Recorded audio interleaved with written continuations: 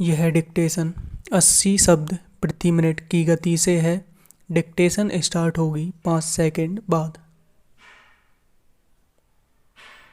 Start.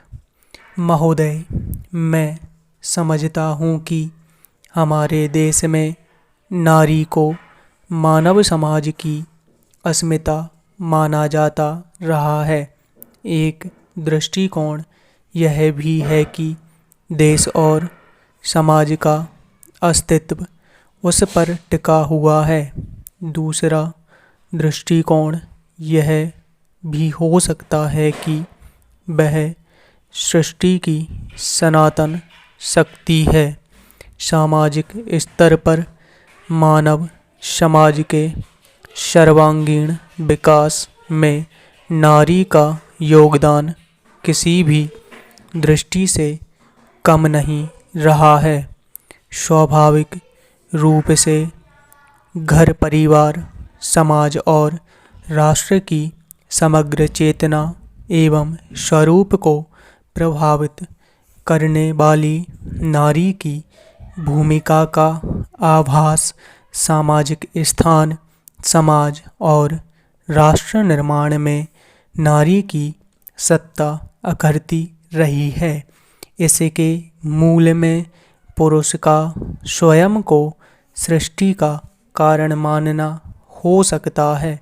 इसलिए वह नारी को हर क्षेत्र में अपने समान मानने से इनकार करते हुए गंभीर न्यायपूर्ण दृष्टि को नज़रअंदाज करता रहा है।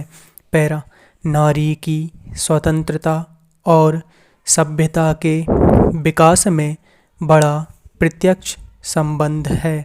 अगर मानव सभ्यता के विकास के बारे में एक नज़र डालें तो पाएंगे कि सृष्टि के प्रारंभ में मानव जंगलों में रहता था।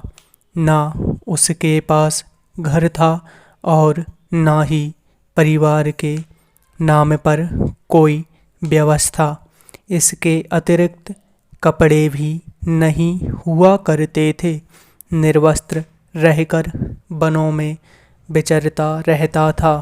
केवल उदर पोषण के लिए शिकार किया करता था।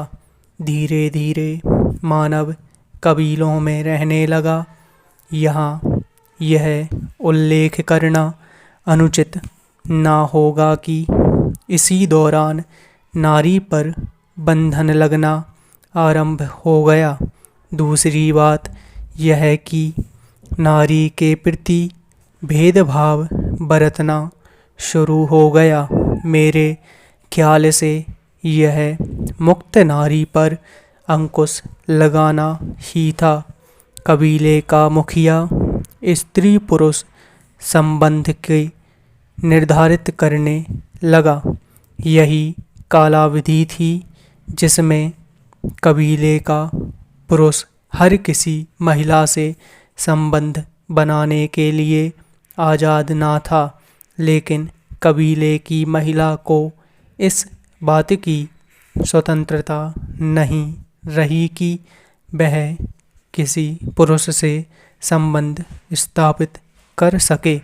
इस तरह धीरे धीरे परिवार व्यवस्था का उदय हुआ। मनुष्य ने इस विकास के दौरान अपना काफ़ी विकास कर लिया था। इसी दौरान जहाँ बड़े बड़े राज्य हो गए, दूसरी ओर वहीं युद्ध होने लगे। इस उदय के चलते महिलाओं पर प्रतिबंध लगा दिए गए।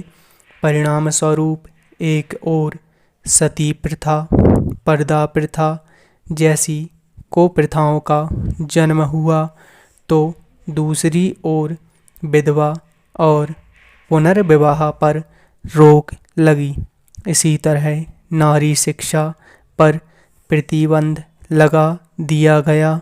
नारी को एक प्रकार की वस्तु समझा जाने लगा और वह घर में कैद होकर रह गई। स्टॉप।